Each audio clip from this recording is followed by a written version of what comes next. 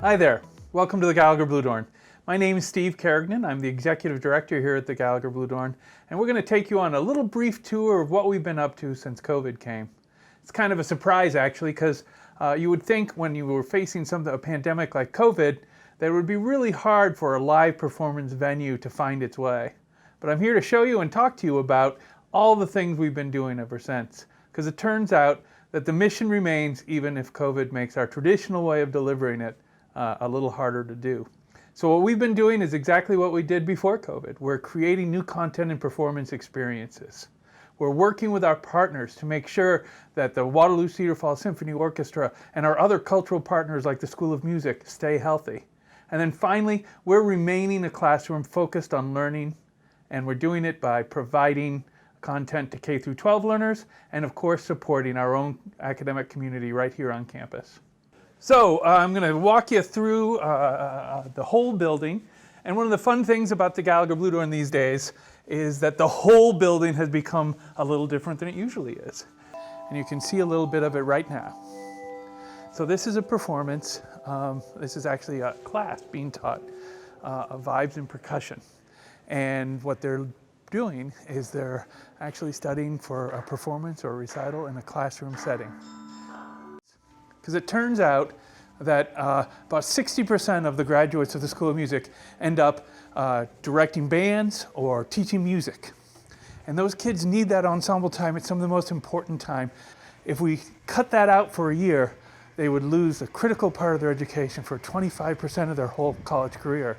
And that would make them less able to be a teacher.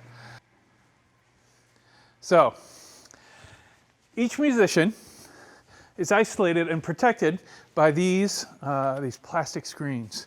And so each musician is in their own little booth. Their air and their viral particles are all staying in that booth as the floor heats, and as the air gets drawn out by our HVAC system, it actually pulls those particles up and away from the other performers. And so you can see each performer in this particular setup, and we change this setup every day a couple times, is able to remain isolated and safe, but also be able to perform and hear one another because the sound goes through these flexible partitions. And this is how we keep the promise to our students. Our larger ensembles are still functional. They've had no community spread traced to their rehearsals, but because of combining science and the determination to provide student services, we're able to support those ensembles and keep the School of Music playing and live. Another huge piece of what we've been doing is sharing performances and developing content. So here's rehearsals, here's learning. Another big piece of learning has been our virtual performance series. It turns out that teachers, K through 12 teachers, pre-K teachers all over Iowa are struggling with content. Without being able to go on field trips, but also with a combination of online education and in-person education, it's just harder to teach. It's harder to develop that content. And so we worked with our partners who present shows here as part of our Kaleidoscope program all the time, and we were able to get access to video performances. Some of those same shows that the kids on a good year can take a bus in and see, we can now send to their classroom so they can have that experience, have that learning, be the classroom, and then have great places to have conversations and other learning about using the performing arts as a way of teaching. Another thing that we're just about to launch is a reading series where we have a read-along series. We actually were really lucky because with COVID, many theaters have had to shut down. Broadway has had to shut down. And so some of our greatest actors that our region has ever produced are actually living right back here in Iowa temporarily until Broadway reopens. And so we were able to tag in on some of those folks and bring them in and engage them in our experiences in telling stories. So they don't just sit and read a story. They act a story, they move a story, they sometimes go within a story as we combine our video technology and great acting to tell wonderful stories and bring literacy to children either studying at home or studying in the classroom. Let's go in and see our video studio and talk a little bit about the stuff that goes on there. So, at any given show we have 5 to 6 cameras that are run. 4 of them are remote controls, and they're up in the infrastructure of the Gallagher Bluedorn. They allow us to do multiple shots. They can zoom and act just like a handheld camera, except they're remotely controlled. We also have one or two live cameras, and those are the cameras that we use and we focus. We constantly have an operator looking for the best shot possible. And this is where we mix all that. So each camera has a different screen. We have a director, Sean Paulette, one of our assistant technical directors, and they're looking at content the whole time, looking for shot to shot and planning the broadcast.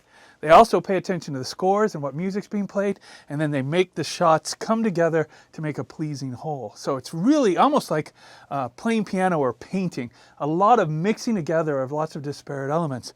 Meanwhile, each of those camera operators is down running their camera, listening to the director sometimes, but also looking for that great shot. And then here we have a bunch of students running those remote control cameras and making the switches between the different images, and then of course making sure everything gets well recorded. So this is where the teamwork happens, and this is where we produce a lot of things. Probably the most sophisticated thing we've been doing with our video in terms of live production is our video streaming.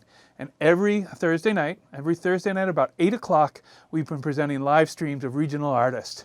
And sometimes this artist is a classical musician, sometimes this artist is a cover musician who does great rock and roll tunes, sometimes it's a tribute, oftentimes it's original music or jazz. We're all over the performance spectrum. And what we're doing is we're giving people an opportunity to perform live when they can't perform live any other way. So they keep their music fresh and we get to enjoy it. But this is a remarkable collaboration between artists from all over Iowa and the Gallagher Bluedorn. And I hope it's, again, like many parts of COVID, it's something we were kind of forced to do in order to keep content coming. But the great part about it is the relationships it's building. When we come back in the spring and we start doing outdoor concerts, these same relationships, and frankly, post-COVID, these same relationships will keep live and local musicians at the forefront of some of what we do. And that's really important because it means that we're not just creating great concerts, we're creating an appetite for great concerts.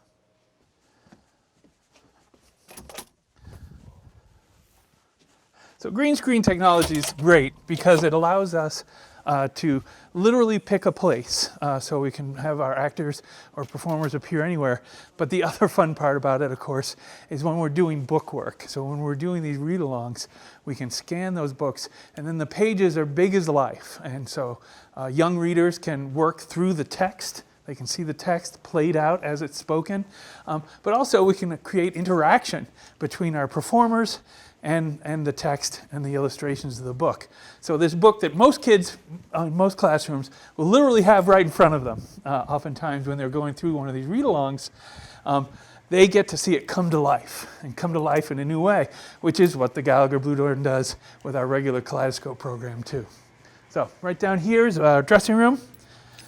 Go in there and I'll open it up and then we'll see the green screen and maybe we can talk a little bit more about that technology. So let me go on in. There we go. It's right in here. Let's see.